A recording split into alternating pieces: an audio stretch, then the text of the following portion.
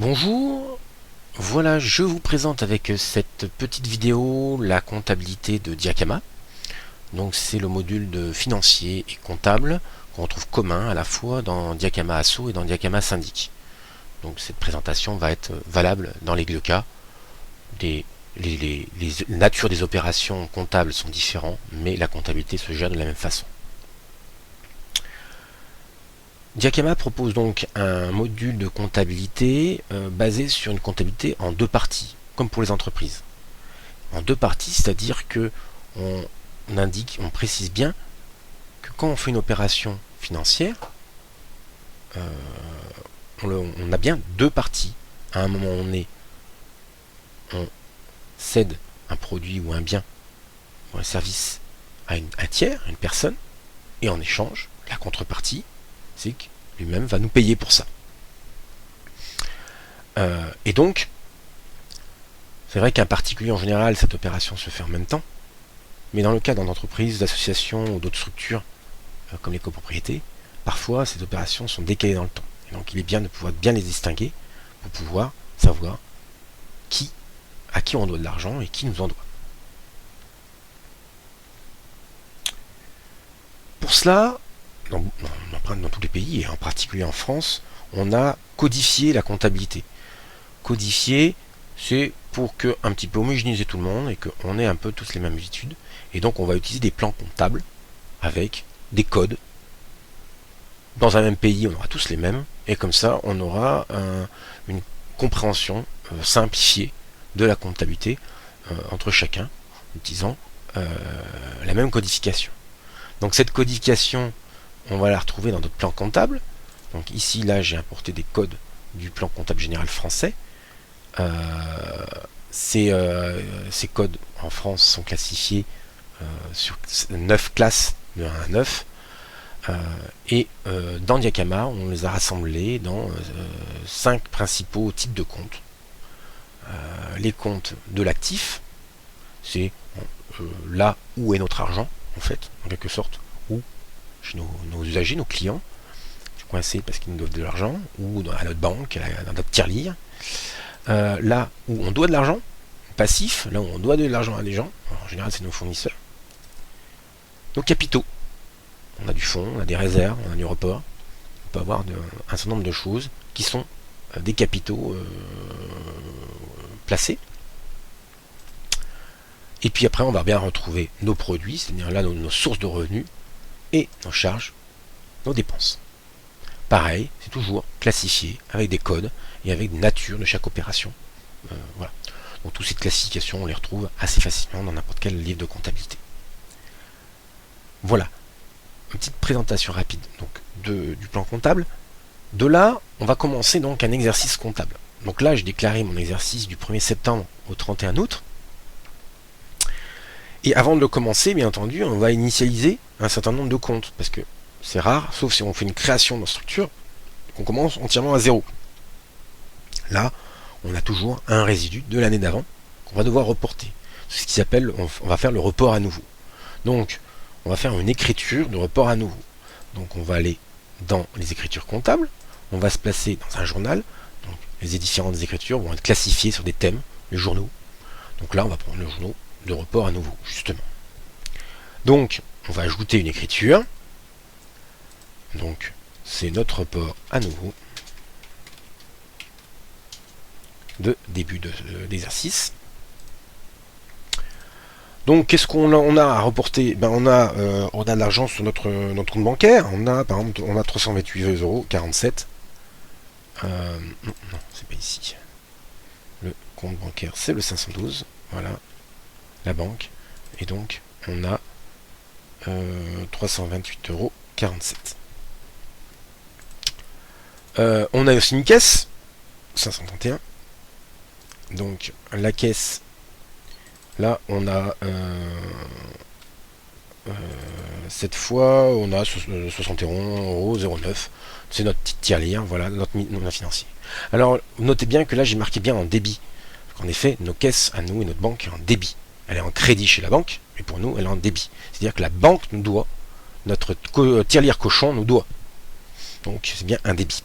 Et puis maintenant, on l'inverse, c'est notre réserve. Donc notre réserve, elle a la différence, bien entendu. Notre réserve à 389,56, la somme des deux autres. Donc ce qu'on a en banque dans la caisse d'un côté, on l'a dans les capitaux en réserve. Voilà, donc là, sans souci, on valide on sauve cette écriture et on va la valider parce qu'il n'y a pas de souci, on est juste sur ce début d'exercice. Voilà, donc là, l'écriture est maintenant validée, c'est notre première écriture. Donc maintenant qu'on a commencé donc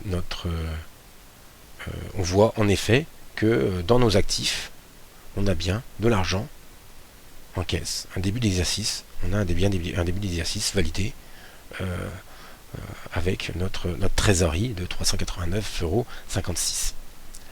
On retrouve bien entendu aussi dans nos capitaux notre réserve de l'averse, en crédit cette fois, de cette même somme. Très bien. Donc maintenant on peut dire qu'on commence notre exercice comptable. Voilà, donc on a commencé, voilà, notre exercice est en cours maintenant, et on va pouvoir passer aux différentes écritures correspondant à nos charges et à nos produits. Donc la première chose qu'on peut faire, je vais vous proposer de faire un petit achat simple, qui peut arriver souvent en début d'exercice, c'est vouloir acheter des timbres. Donc on va acheter des timbres. Donc achat de timbres.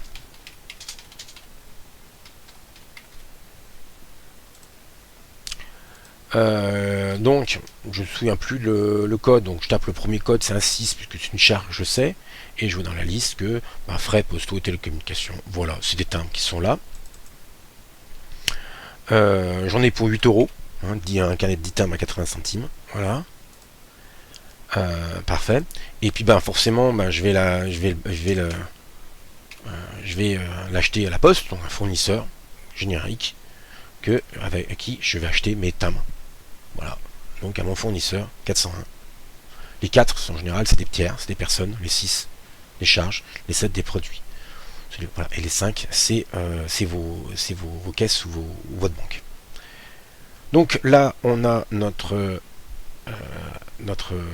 première écriture où on achète des timbres. Voilà, donc j'ai sauvé cet élément. Voilà, et puis maintenant, forcément, je suis allé à la poste, je l'ai payé en liquide, donc j'ai réglé tout de suite. Donc je ne vais pas me poser beaucoup de questions sur, je propose un règlement direct, et je vais me le mettre dans la caisse, tout simplement. Et voilà, et donc je remets en crédit à la caisse, vu que ça va décompter donc la caisse de 8 €. Voilà, et on voit l'autre écriture qui lui est associée, qui est l'achat. Là, on a le règlement des achats de timbres. Voilà, j'ai validé, j'ai sauvé l'écriture, et voilà, je ne la valide pas tout de suite, on va voir ça après. Voilà, donc maintenant, si je retrouve donc ici, je retrouve mon écriture d'achat qui se trouve ici, et mon écriture de règlement qui se retrouve ici. On peut retourner maintenant voir si on veut aller voir le plan comptable. On va s'apercevoir que notre caisse s'est abaissée de 8 € en effet, et que si on allait aussi voir au niveau de nos charges, on s'aperçoit qu'on a une charge de poste et télécommunications qui a augmenté de 8 €. Ça correspond bien à ce qu'on vient de faire. Voilà, donc là c'est une première opération simple, un achat en liquide, en espèces, directement au bureau de poste. Chose qui est un petit peu plus intéressant aussi, c'est que justement on veut pouvoir décaler le paiement, et donc à savoir à qui on va le payer. Donc pour ça on va créer un tiers. Un tiers, donc c'est une personne connue, référencée chez nous, qui pourra faire ou de client ou de fournisseur. Donc là je vais créer un tiers en tant que client. Donc là j'ai un certain nombre de personnes dans mes contacts qui me permettent de rajouter des tiers. Automatiquement quand je veux ajouter un tiers, on me propose ma liste de contacts que j'ai dans Diakama. Donc je vais choisir un tiers, donc je vais choisir Marie, qui est un de mes tiers, mes contacts que je connais, et qui va devenir mon premier tiers, et je vais lui donner un code, le code des clients, pour dire que je lui dis un client, c'est 411. Donc au bout d'un moment on les connaît, les codes. 411 pour indiquer que elle a signé elle peut répondre au code client, qu'elle est référencée comme étant une cliente. Voilà. Donc bien entendu, elle n'a pas d'écriture pour l'instant. Voilà. Donc là, j'ai Marie qui est référencée avec son compte 411. Ça change absolument rien, mais automatiquement, là, un sous-compte du 411 va être affecté pour Marie. Donc maintenant, si je retourne dans mes écritures et que cette fois, je vais faire une vente, je veux la vendre, je vais faire une petite location. Une petite location d'un bien ou d'un local que je veux effectuer à Marie. Donc, c'est un revenu, c'est un produit d'activité annexe spécifique. Voilà. Donc, je vais l'assigner à ce code-là. Donc, là, c'est un crédit, vu que je vais recevoir de l'argent. Donc, je vais faire une location de 50 €. Et puis, bien sûr, je veux dire non plus un fournisseur, cette fois, mais un usager. Et là, ici, dans les tiers, on va retrouver Marie, parce qu'elle a signé à ce code 411. Donc, automatiquement, elle a assigné un sous-compte du 411 qui va permettre de l'associer à cette opération directement. Donc, voilà. Donc, je vais lui associer directement ce compte. Voilà. Donc, on voit l'opération simple entre Marie et cet achat de produits annexes qui est une location. Voilà, je sauve donc cette opération. Et voilà, et je ferme mon écriture.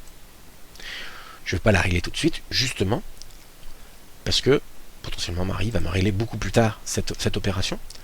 Et donc si je retourne dans ma liste de tiers et si je retourne dans la fiche de Marie, on voit bien que Marie a un débit à 50 €. Elle nous doit 50 €.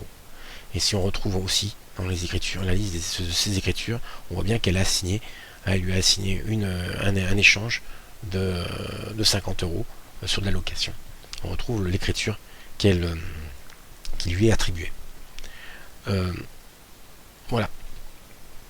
Donc on va retrouver, bien sûr, si on retourne dans le plan comptable également, on va pouvoir s'apercevoir que, en effet, on a une dette de 50 €, quelqu'un nous doit de l'argent. Voilà, on a un débit de 50 €, donc quelqu'un nous donne de l'argent. Voilà. Et donc, ça n'empêche pas que notre résultat d'exercice est bien. On a bien 50 € de produit. C'est pas parce qu'on ne l'a pas payé qu'on ne l'a pas en produit. On l'a bien reçu. On l'a bien facturé, en fait, à Marie. C'est 50 €. C'est juste qu'elle ne nous a pas payé encore. Et puis, bien sûr, on a, par contre, bien acheté nos timbres. Voilà. Donc là, on pourrait regarder un certain nombre de choses sur des situations sur notre exercice comptable actuellement. Si on regardait le compte de résultat, le compte de résultat permet d'afficher toute la liste de nos charges et toute la liste de notre produit sur notre exercice courant. Et donc on voit qu'on a deux lignes, bien sûr. Une ligne en charge sur nos achats de timbres, nos frais postaux et télécommunications de 8 €, et notre produit, notre vente de location que l'on a fait à 50 €. Donc actuellement on a un résultat positif à 52 €. Voilà. Donc là, ça c'est voilà, notre situation actuellement. On a fait 42 € de bénéfices sur cet exercice-là, pour l'instant. Bien que on n'ait pas reçu de l'argent, on n'a pas gagné d'argent par contre. Donc ça, on va le voir si on regarde par exemple le bilan. Et si on regarde le bilan, on voit bien qu'on a toujours cette dette de 50 € envers un usager collectif, qui est notre client, qui est Marie. Et donc, il nous manque ces 50 € dans notre caisse. Normalement, elle devrait être dans la caisse. On aurait pu avoir cette. Voilà. Donc, on l'a pas en banque, on l'a pas en trésorerie. Voilà, c'est cette distinction qu'il faut bien faire entre notre résultat, ici de 42 €, et la trésorerie. C'est qu'on n'a pas les 50 € de revenus dans notre trésorerie actuellement. Donc, on peut être bénéficiaire en résultat, mais être négatif à la banque. Parce que tout simplement, on a des clients qui ne payent pas. Voilà. J'ai fait un petit inventaire un petit peu de la comptabilité dans Diakama. J'espère que cette présentation vous aura un petit peu éclairé ce qu'on peut faire avec ce module comptabilité et financier de Diakama. Voilà, merci bien.